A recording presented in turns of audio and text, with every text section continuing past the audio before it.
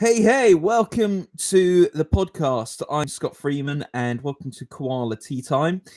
This is episode 3, and I've really been enjoying doing this podcast so far. And if you're listening, you won't be able to see this, but this week I actually have a cup of tea. Wait, I have for the previous weeks not had a cup of tea, which is sort of betraying the name of the podcast, isn't it? But I have some tea.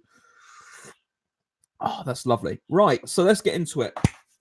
So this week, I've got a week off from having builders in the back garden build the recording studio.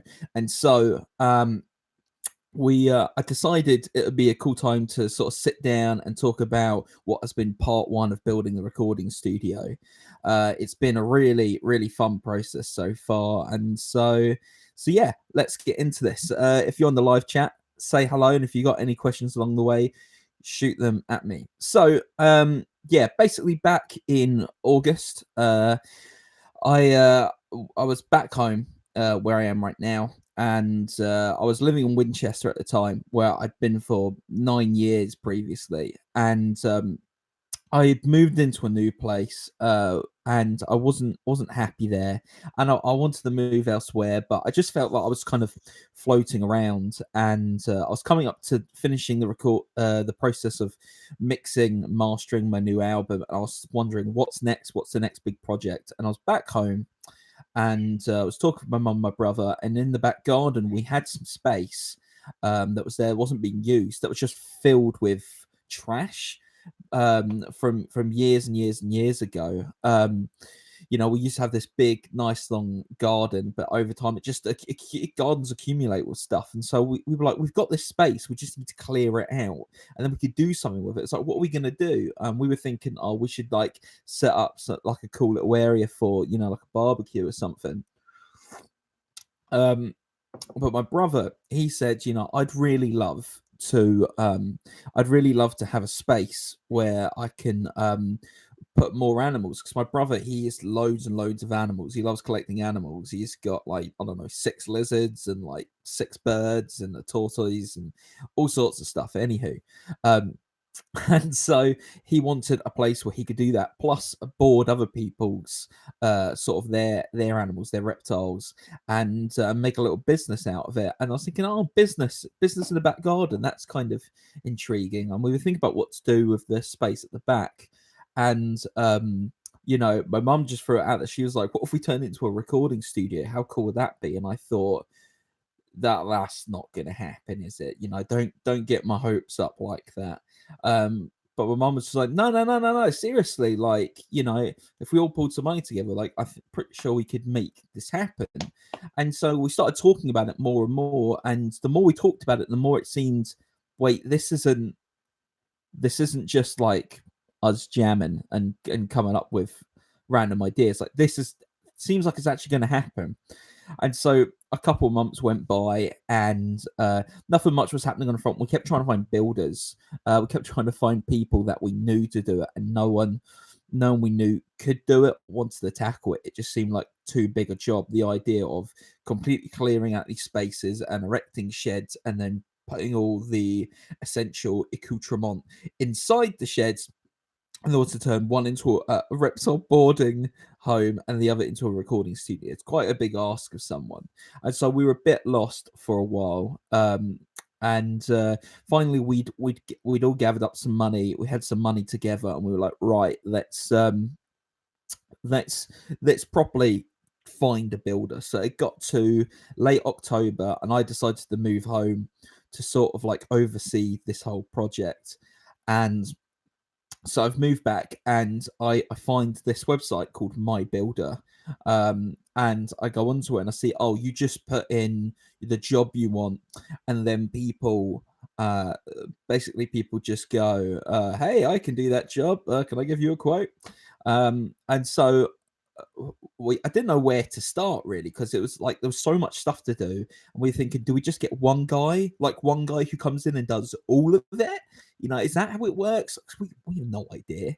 And so we're like, okay, let's just think about the first bit. So first, we just need to clear the area, and so we had a massive, a defunct chicken coop in the area where my brother wanted to put his shed.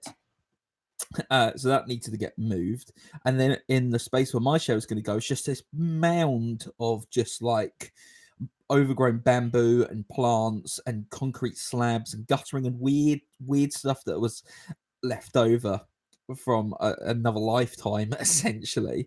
Um, and so we heard all this stuff. So we just like, yeah, can someone come clear all this stuff? And and the guy came along and he goes, okay, we'll clear the stuff. So what you're looking to do with the space? And I was like, oh, we're looking to build 2 sheds.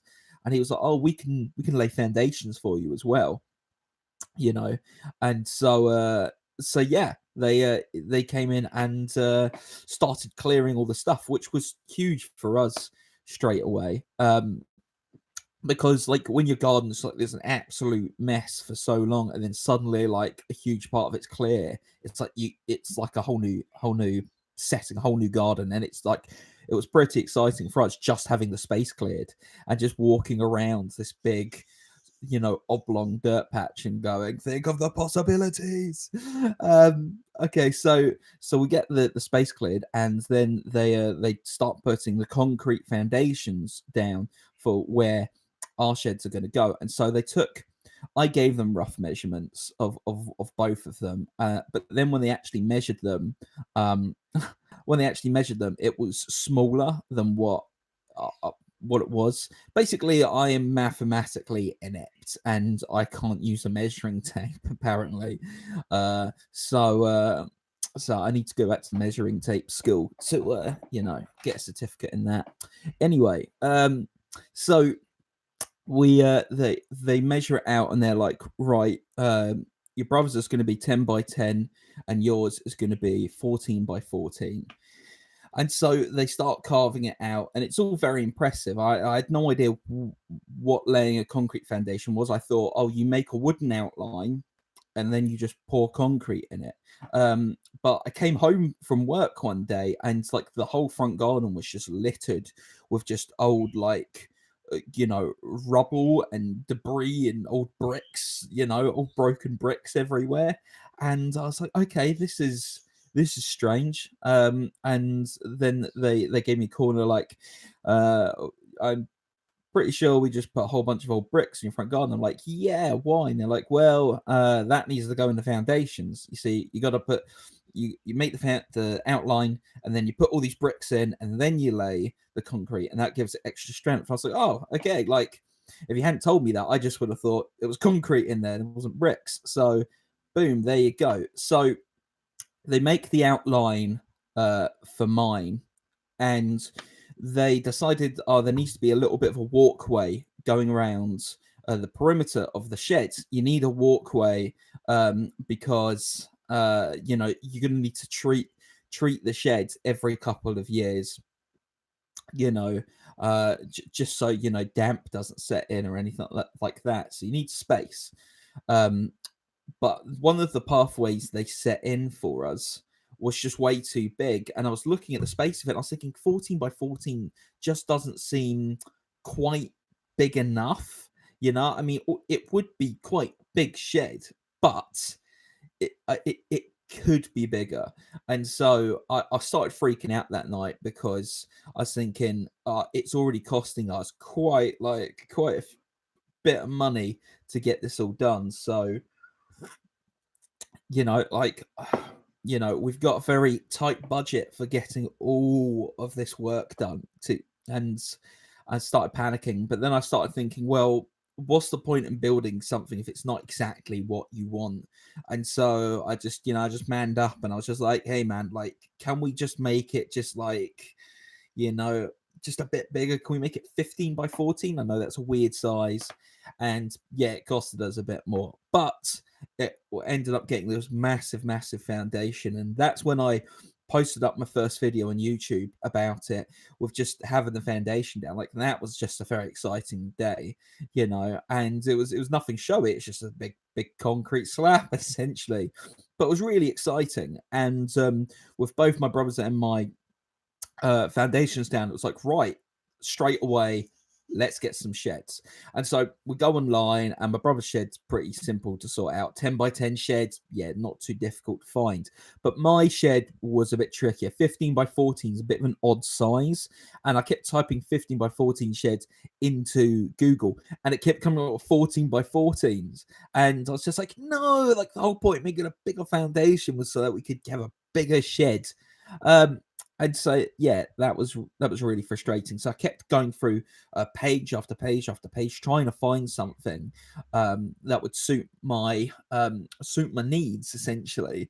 And I come across this website where you can customize literally like everything for your shed. And so I get a shed where there's no windows, because the windows not good for soundproofing. So get rid of the windows. The only thing I couldn't change about the sheds on this site was that I couldn't get a flat roof, because I was thinking having a curved roof, that's gonna be a bit annoying. Like, most of the websites I'm looking at for building a recording studio, they say get a flat roof, get a big old square, an oblong, something like that works best.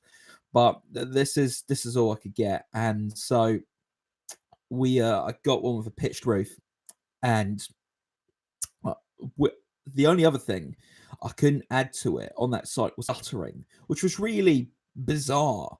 Of all the things you could add to it, you could not add guttering. So I don't know. These shed websites are weird. And yeah, man. So yeah. Anyway, so my shed, we order it, and it's going to arrive like a month later. So in the meantime, my brother's shed gets all set up. That's all done. And my shed finally arrives. It arrives in the morning. These two big burly northern blokes arrive in the front garden with a big old, flatbed truck with all the wood parts. And I see the parts, and my jaw drops. And it's because when my brother's shed arrived, it came in size pieces you could get through the back gate, nothing too big. For my shed, they came in these big old, 15 by 14 big old wood chunks, the huge old flat panels. So I guess it takes less assembly time. But then it's like, but wait, but how do we get that in? And so we looked at going in through the neighbour's side gate, because we have a masonette, so we got the ground floor. Other guys got the top floor, so we looked at going through his side bit, but he's got like a defunct caravan that's like parked down, which blocks kind of getting into his garden, I think. And so I was like, right, we're not getting in that way. And so we've got a carport in our gate, and we couldn't fit it through with the carport. And so I was thinking, I'm going to have to like destroy the carport in order to get my shed through. And we started coming up with all sorts of ludicrous solutions for how we're going to get these shed panels into the back garden. Because there's like a little drive bit that comes up to our back fence. So I was thinking maybe we go behind there with the flatbed truck, and then we load them over the back of the fence onto the concrete panel. But the guys were like, nah, mate, we're not doing that. So we basically, I had to tear apart the carport in order to get these wood pieces through. And it was a hard process. Even after I just shoved everything aside and like lifted the roof up so these guys could like slide it through. It's still like, it took them absolutely forever to get it through. And so it was just not easy. And there was just a huge point in that morning where I was feeling like they're just going to take the shed away. That, they're going to be like, oh, well, you didn't tell us about the carport, so you're done. But thankfully the guys were really cool, and they worked really hard to get it through the back gate, and they got all the pieces assembled pretty quickly. My brother's shed, it took 2 days of a builder's time to get his shed set up. But with mine, these two guys put it together like pretty quick. Within like 4 hours or something like that, thing was up. And so that was just incredibly impressive. And going out to the shed for the first time was incredibly surreal. I mean, it was weird once the ground was flattened and cleared and the foundation was up. Like, that was weird. But then what was even weirder was was going out and seeing this massive shed and knowing what we're going to put inside of it and what we're going to do with that. And it was just out of this world. It was a very crazy feeling. Just walking around inside the shed was really cool. I posted a video of that if you'd like to see it. Um, Cool. So the shed was up. So I was like, right, boom. Like we got this. Let's keep going. I don't want to pause. I just want to charge forward. So next port of call I thought is it's either going to be insulation and drywall or it's going to be electricity. Like which one do we go for?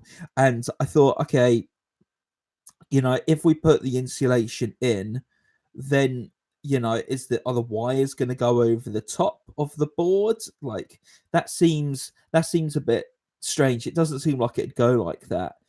So again, go on YouTube, just looking at how other people do it, and most of the people I found on YouTube were putting the electrics, the wires behind the board. So I thought, okay, that's what I'm going to do.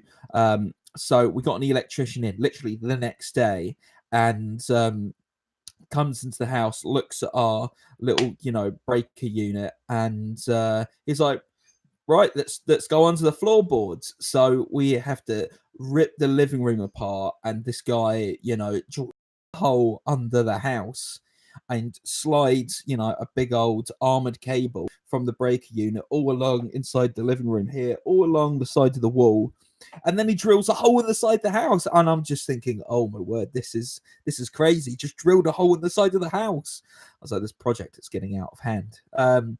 But then we didn't see him for a couple of hours. I went outside, and now there's this big old, armored cable that's like tied to the side of the house, and then it disappears underground and then rises up at my brother's shed, and there's a little like power conduit bit, and then it goes back down underground again and disappears and snakes its way underground, and then boop, it comes out at my shed. And I was incredibly impressed by that. Because everyone else who gave us a quote for doing the electric said, "Oh, we'll run the power along the sides of the fence. That's how we're going to do it, and then it will come out and it will go into your shed from there." But this guy did something highly, which was really cool, because you barely know that there was a cable running through the garden, because it just, yeah, they did a really good job digging the holes. And so I told the guy, "Oh, mine's going to be for recording, his is going to be animal boarding, so I need to get insulation and drywall and soundproofing and a whole bunch of stuff, fence, all put in."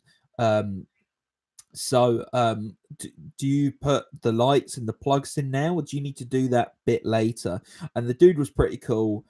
He was like, go get that other stuff done, then contact me sooner rather than later, and hasn't happened yet, so sorry, Paul.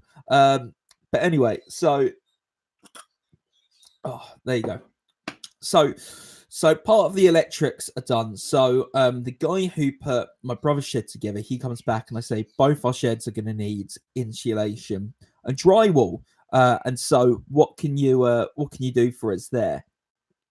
And he gives us a quote for how much it's going to cost, and we're both just cringing. So we're like, oh no, looking at each other. We don't have that much left. We had a very precise amount when we started, and through clearing the garden space, getting the foundations, and then setting up the sheds and getting a bit of the electrics, we'd spent a huge chunk of that. So we thought insulation and drywall, that can't cost that much, right? It's putting a bit of wool on the walls. But the guy was like, nah, like if you want these things to be warm, you need 50 millimeters of insulation put in, and that needs to go in the floors, it needs to go in the walls, it needs to go in the ceilings, all over. So it was a much bigger job than I anticipated. So we were all freaking out, and like the three of us, we sat down and discussed it. We were like, what are we gonna do? Like we don't have the money to do it. And so we scratched our heads for a little while, and then we ran about, and we were able to get another big chunk of money together, which was just really helpful. we got this money, and it just boom. I was like, I think we can actually finish this now with this bit of money.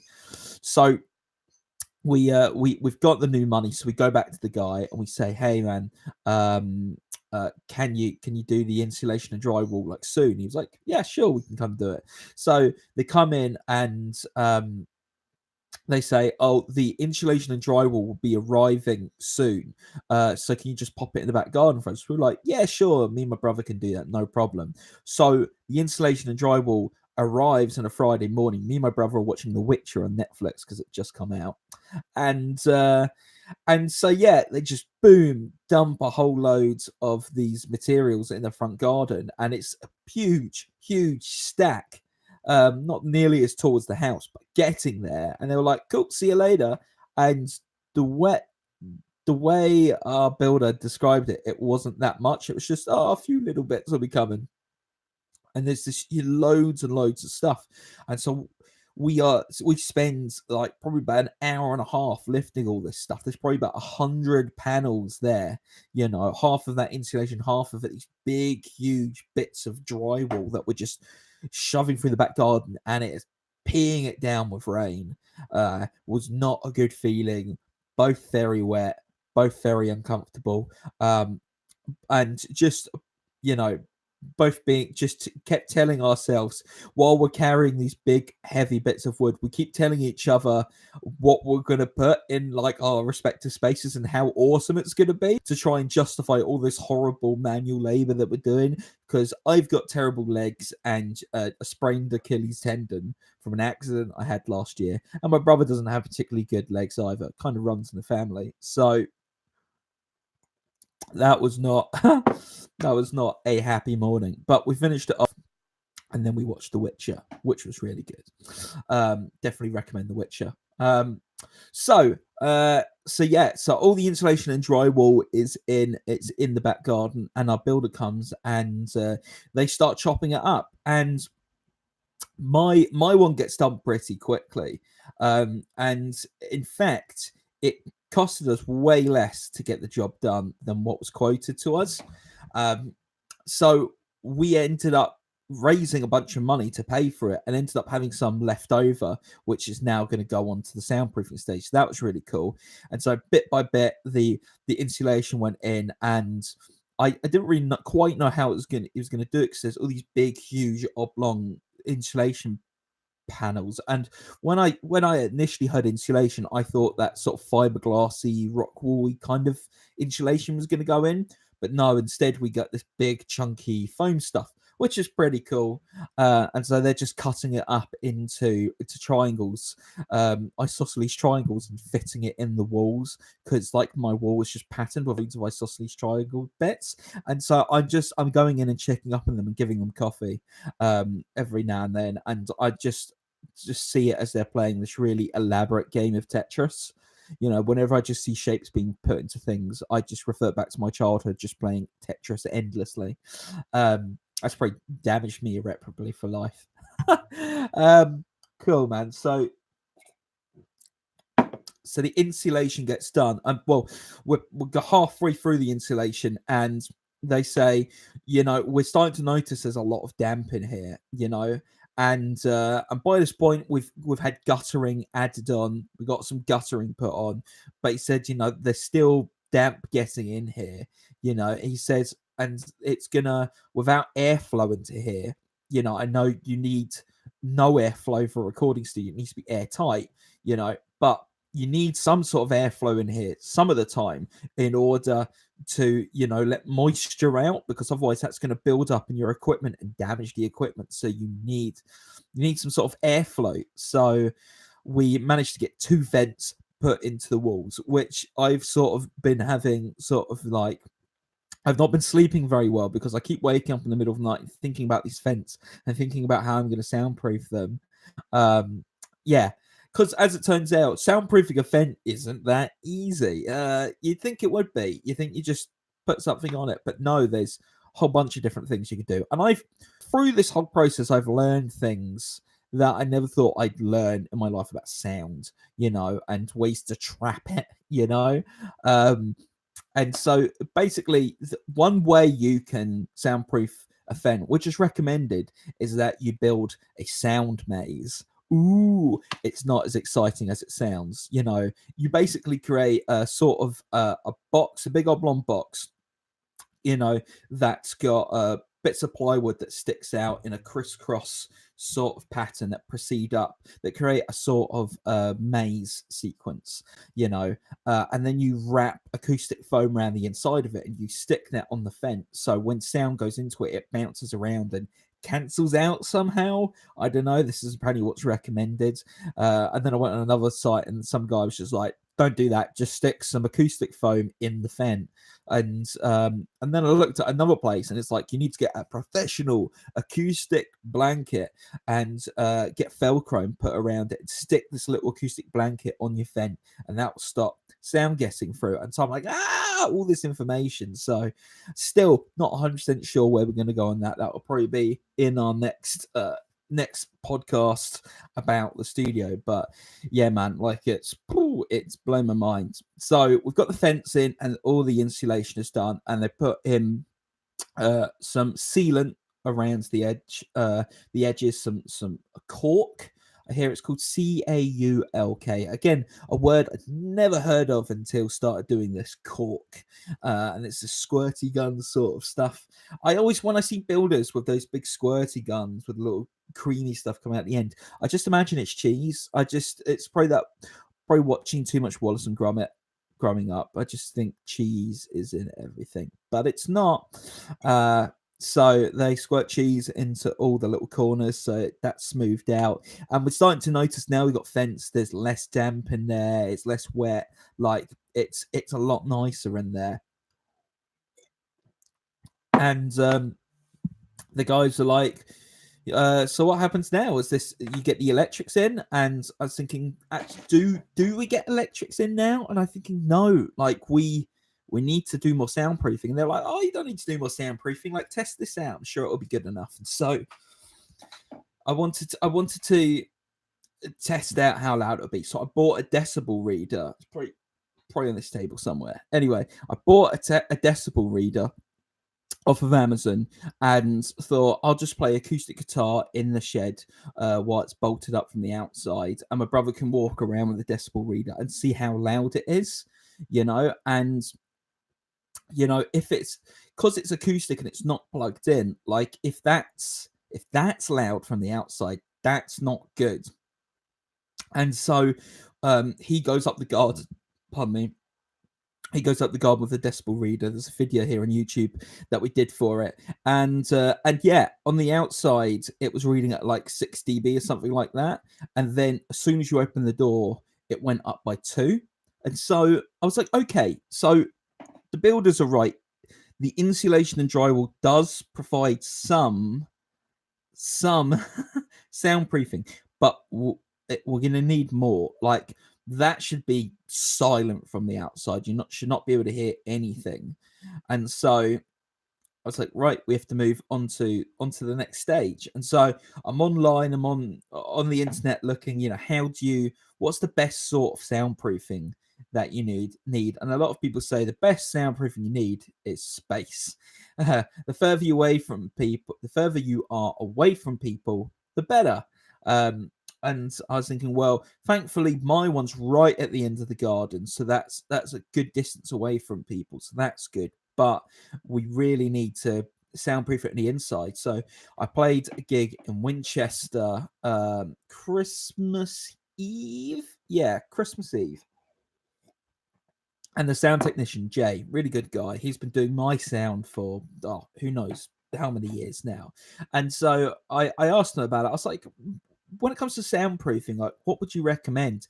And he told me when he was living up in Leeds, this crazy big studio they were building, and the way they soundproofed it. And he said, we put up insulation and everything. And I was like, yeah, we've done that. So what came next? And he goes, oh, so then we got a whole bunch of bricks. And I'm like, okay, bricks. And he said, and then we got a whole bunch of those rollout mats that you get for camping. I was like, okay. And he goes, and then we wrap the bricks in the roll mats. And I was like, Right, okay. And he goes, and then we just got loads and loads of those and stacked them up along the walls. And then we put boards up in front of that. I was thinking that sounds interesting. I'm not sure I can see myself doing that. He started explaining to me how all of that works, and it was just going over my head a little bit. And so he gave me some good tips though on like how to soundproof doors and the bits you put on doors on the inside, the little rubber sort of, I don't know what you call them. There was a name for them, completely forgot.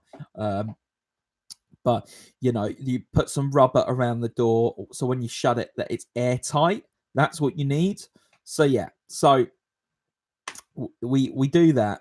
We talk about that, and yeah, come back home, and I just I have no idea. I have no idea what we're going to do for soundproofing. But a lot of the websites said one thing you can do is get some carpet in.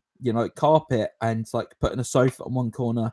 That will really help with your soundproofing. So I was like, well, we got a sofa. We got a sofa left over, stuck in my grandparents' garage that we're going to use. So we'll use that. But we need to get some carpet. So I was thinking, do we get something cheap? So we decided to go to Carpet Right, and my brother's going to get some linoleum for his shed, and I'm going to get carpet for mine. And we go in, and again, I'm learning things about carpet that I probably never thought I'd ever know. And I thought, oh, if you just get a black carpet, that absorbs stains, right? But the guy, it was very informative and told me that's not the case, and started talking about microfibers and all the little things that go into floors. So I was like, okay, right. So I don't need that, and so started looking at getting a nice carpet, that that matched the woods aesthetic. So we decided to go for a brown carpet. And the thing I didn't realize about carpets, because I've never laid a carpet in my life, I've never looked underneath a carpet, was that you have an underlay that goes underneath the carpet. So underlay, I kept saying that in my head. Anyway, so you have an underlay, and there's different types of underlay, so that makes it a bit squishy, so that you're not putting your carpet straight onto floorboards. There's like another layer. I guess it's like when you're painting a house, you put like a layer of primer on it of white, and then you put the color on. So I guess it's kind of like that, but in carpet, jargon. Anyway, so yeah. So we look at underlay, and we find this underlay called Blissful. Ooh, Blissful, and it's this sort of pink foamy underlay that's got a bit of bounce to it. And why we picked that one was because the guy was like, "This one's really good for soundproofing." So I was like, "Okay, we'll have that one. Have that one." So carpet's ordered, and so we're gonna get that installed. They've just got to finish doing the insulation on my brother's one, and then all the carpet and linoleum is going to be set up in one day. But I'm still thinking in my mind, I'm still not 100% sure what I'm going to do in this soundproofing thing, because with the building, I've been able to turn to my builder and say, hey, can you do this? Can you do that? And he goes, yeah, guttering, cool. Insulation, cool. Build a shed, cool. But when I said soundproofing, he was like, I don't know what you're talking about. And so he mentioned, I guess you can put some plasterboard in and that will help. So I looked into that and looked at, getting some acoustic soundboard, plasterboard sort of stuff to go in. That really helps your studio space. But they said that's not enough. I kept encountering this online, watching videos, reading articles, where you have to put in these resilient bars, these metal bars that you basically have your drywall, and then you put this metal bar that goes across, and then you put the plasterboard against that, and it creates a sort of air gap. And apparently having these air cavities helps to catch the sound. Apparently, like I didn't know that was such a thing, that you needed that air could trap sound. Again, I'm learning things about sound I don't totally understand, but never thought I'd ever really comprehend. So right, so we have to get these resilient bars to put in, and then put acoustic plasterboard over the top, and then hopefully that's it. Then it's just acoustic foam paneling to help the acoustics of the room. But this is the next step. So I now need to go to my builder and explained to him my evil genius master plan, because I got a quote from a soundproofing agency in London, and they sent me a whole breakdown of things you need. So basically, I've created a bastardized version of that. That hopefully it's going to work out. Then it's just soundproofing the fence, and bingo, I think we've got it. And so money wise, we're doing okay. We started out with 12.5 grand. We managed to raise another 5, so went up to 17.5. And my brother's got some savings that he's going to put into his, so we'll have a little bit left. So it should go up to maybe around 20 by the end of it. Obviously, we've spent a huge chunk of that, but yeah. So we have a fair bit left, and hopefully that's going to cover the rest of the soundproofing. I really hope so. And I hope the soundproofing works. I hope it all works, because this whole thing is a massive, massive gamble. And I kind of feel like, even though we've encountered quite a few obstacles along the way, which obviously I've talked about in this episode of the podcast, even though we've encountered a lot of problems, there's things have worked out. We've got to the next step, and it's been exciting and fantastic, and just really, really enthralling to keep going with this project. And now, as we get into the soundproofing process, which is really scary, because this is a part a lot of people get wrong, and I could get wrong as well. We're just going to go into it and do our best with it. So yeah, that's where we're at. If you've been watching live, thank you very much for watching. If you're listening on other platforms, hey, I'm Scott. How you doing? Hope you've enjoyed this episode of Koala Teatime, and yeah, awesome. I shall see you Thursday next week for another podcast, and I'll be publishing this one here live on YouTube in a little while. If you've got any ideas of things you want me to talk about in the next one, just post it below and let me know. Otherwise, I'm just going to come up with something random. I think I might talk about some of my musical influences next week. That might be fun. Cool beans. So stay awesome, guys, and yeah, next Thursday.